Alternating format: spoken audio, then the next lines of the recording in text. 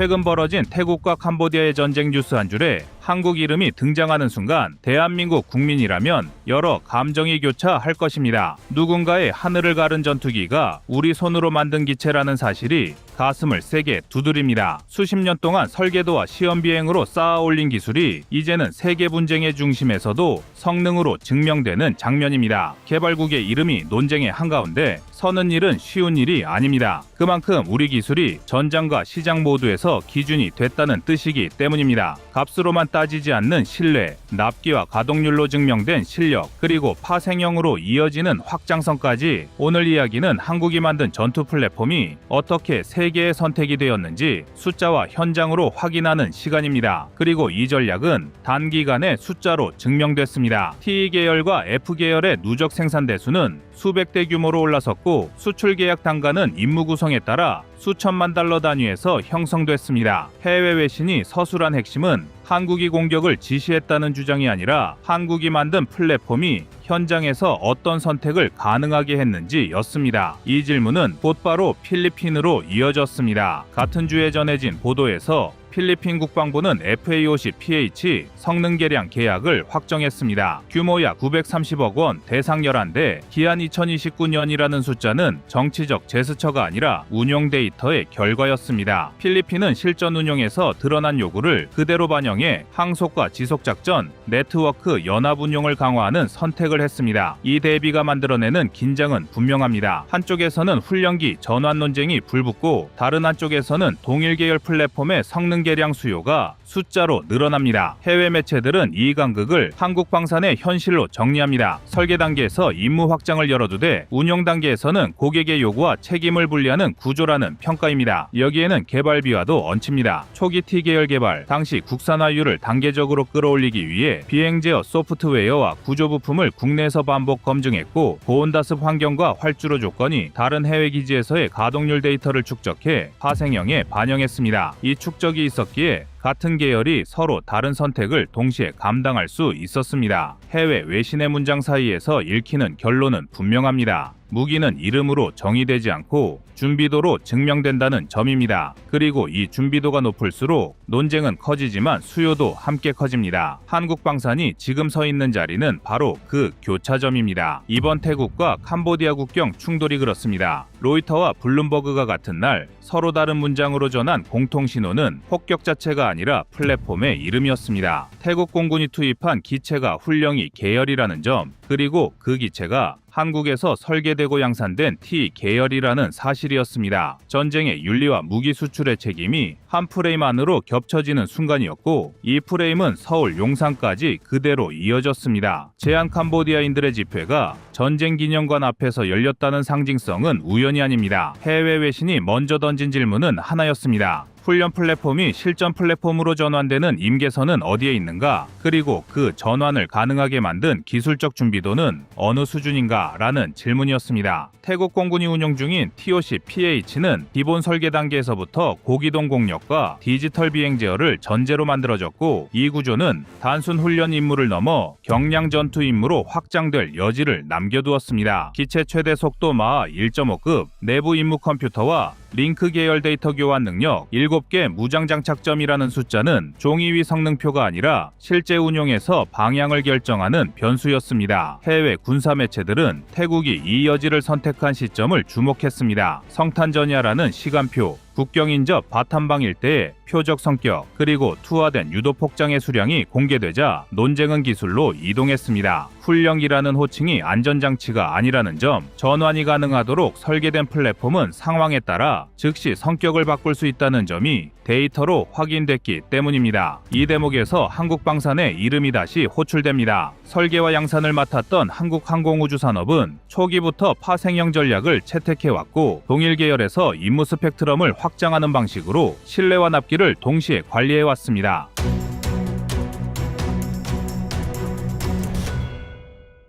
그럼 해외에서 왜 T-50 계열의 전투기에 관심을 쏟는지 숫자가 말해주는 구조적 현실로 들어가 보겠습니다. 이번 사안에서 가장 먼저 분리해서 봐야 할 부분은 플랫폼의 성격과 운용 방식입니다. 태국이 운용한 T-50TH는 훈련 임무만을 전제로 도입된 기체가 아니라 도입 계약 단계부터 전술 훈련과 제한적 전투 임무를 동시에 염두에 둔 사양으로 구성된 기체입니다. 실제로 T-50 계열은 기본 설계 단계에서부터 공대지 무장 통합을 고려해 정기적, 구조적 여유를 확보해 두었고, 이는 이후 파생형 개발의 핵심 기반이 됐습니다. 기체의 최대 무장 탑재량은 약 3.7톤 수준이며, 이는 동급 고등 훈령이 가운데 최상위권 수치입니다. 단순 훈련기 기준으로 보면 과도한 수치지만 전술 훈련과 실사격 훈련을 동시에 수행하는 환경에서는 이 수치가 곧 전환 가능성을 의미합니다. 여기에 기체 성능 수치를 더하면 전환의 조건은 더욱 명확해집니다. T-50 계열은 최대 속도 마하 1.5, 상승률 분당 약 39,000 피트 수준의 성능을 갖고 있으며, 이는 경공격 기급 플랫폼과 겹치는 영역입니다. 특히 고온다습한 동남아 기후 조건에서도 엔진 출력 저하를 최소화하도록 설계된 점이 중요합니다. 태국과 필리핀, 인도네시아 등 주요 수출국들은 연중 평균 기온 25도 이상, 습도 70% 이상의 환경에서 항공기를 운용하고 있습니다. 이 조건에서 이륙 성능과 무장 탑재 여유를 동시에 유지하려면 여유 출력이 필수인데, T-50 계열은 이 부분에서 실측 데이터로 안정성을 입증해왔습니다. 해외 방산 분석 자료에 따르면 동일 조건에서 일부 서방 훈련기 계열은 무장 탑재 시 이륙거리와 상승 성능이 급격히 저하되는 사례가 반복 보고됐습니다. 이 지점에서 필리핀 FA-50PH 성능 개량 계약의 의미가 드러납니다. 필리핀이 930억 원 규모의 개량 사업을 선택한 이유는 신규 전투기 도입보다 비용 대비 효과가 명확했기 때문입니다. FA-50PH의 대당 도입 단가는 약 3천만 달러 수준이었고, 이번 개량 비용은 대당 약 80억 원 선으로 계산됩니다. 이 비용으로 필리핀은 항속거리 확장, 정밀 유도 무장 운용 범위 확대, 데이터 링크 기반 연합작전 능력을 확보하게 됩니다. 특히 네트워크 측면에서의 변화는 수치로 설명할 수 있습니다. 기존에는 단일 편대 중심의 독립작전이 주였다면, 개량 이후에는 조기 경보 자산과의 실시간 데이터 공유가 가능해져 탐지, 결심, 타격까지 걸리는 시간이 수분 단위로 단축됩니다. 이는 영공방위 임무에서 출격 횟수 자체를 줄이면서도 방어 밀도를 높이는 효과를 냅니다. 운용 비용 역시 중요한 변수입니다. FA-50 계열의 시간당 비행 비용은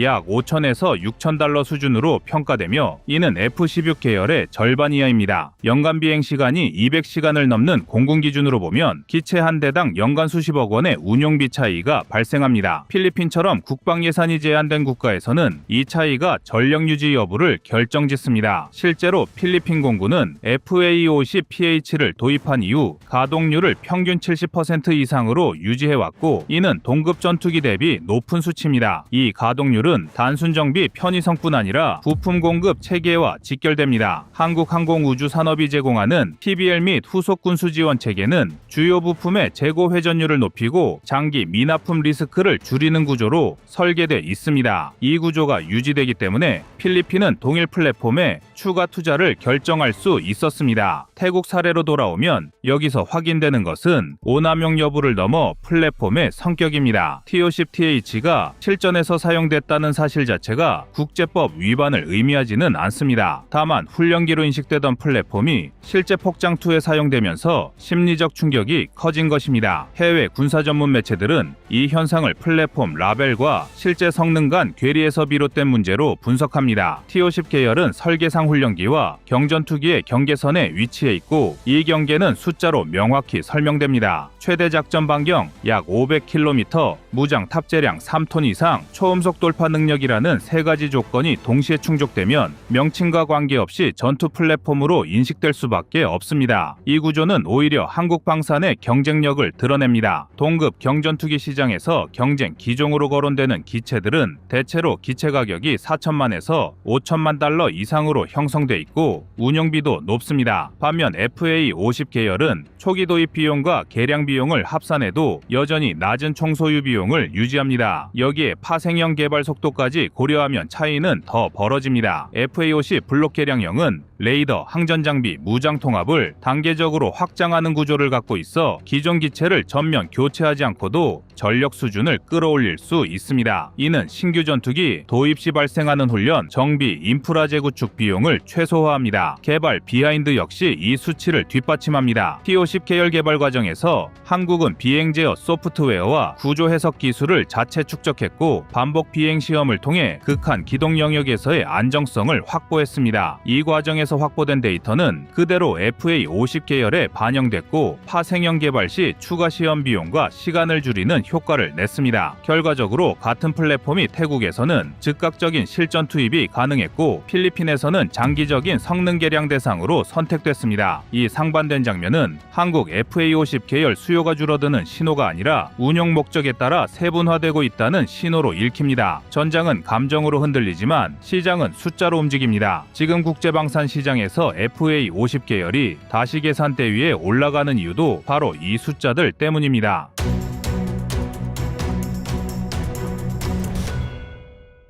다음은 25년 11월 19일 FA-50 유럽에서 초대박 친 이후 영상입니다. 폴란드 공군 제23전술기지의 작전 통계가 공개된 직후 유럽 주요 매체들이 일제히 이 전투기를 다시 검토하기 시작한 이유는 이 기체가 보여준 숫자가 기존 전투기 운용 사고방식을 완전히 뒤집는 수준이었기 때문입니다. 폴란드 공군이 자국 작전 데이터를 바탕으로 분석한 FA-50의 임무 완료율은 무려 87%. 이는 유럽 국가들이 실제로 운용하는 나토 기준 평균보다 10%포인트나 높았습니다. 유럽 전문가들 사이에서는 이 수치를 설명하기 위해 별도의 정비 생산성을 분석하는 태스크포스까지 꾸려졌다는 말까지 나올 정도로 관심이 고조되고 있습니다. 무엇보다 충격을 준 건 결함 발생 이후 평균 정비 소요 시간이 2.4인시에 불과했다는 점인데요. 즉 한 명의 정비 인원이 2.4시간이라면 정비가 완료된다는 의미입니다. 이는 F-16 계열 최신 기체의 평균 정비 소요 시간이 4에서 6인시까지 올라가는 현실에서 폴란드가 체감한 기술적 충격이 어느 정도였는지 보여주는 지점입니다. 폴란드 공군이 2023년까지 운용하던 미그-29가 고질적 노후화 문제로 작전 가능률이 50%대까지 떨어진 상황에서 카이에 FA-50이 들어오자 제23 기지의 작전 스케줄이 체계적으로 복구되기 시작했다는 내용은 폴란드 현지 기사에서도 다뤄졌습니다. 폴란드군 고위 관계자가 FA-50을 공군의 새로운 주력 전투기로 공식 지칭한 것도 이러한 상황 변화가 배경으로 깔려 있습니다. 유럽 언론은 지금까지 한국산 전투기를 경량 공격기 정도로만 평가했습니다. 하지만 작전 수행 데이터가 쌓이자 기존 프레임이 무너지고 한국의 경전투기가 아닌 유럽 공군 운용 체계를 튼튼히 지탱하는 기체로 인식이 급격히 바뀌는 흐름이 감지되고 있습니다. 특히 폴란드 언론들은 FA-50PL 버전이 제공할 네트워크 능력, 에이사 레이더 기반 표적 탐지량, 그리고 탑재량이 4,500kg에 이른다는 점을 강조하며 미그-29보다 뛰어난 실전 운용성을 확보했다고 평가했습니다. 더 흥미로운 점은 FA-52 레이더상에서 최대 15개의 지상 표적과 64개의 공중 표적을 처리할 수 있는 능력을 갖춘 덕분에 폴란드가 나토 병합 훈련에서 맡게 되는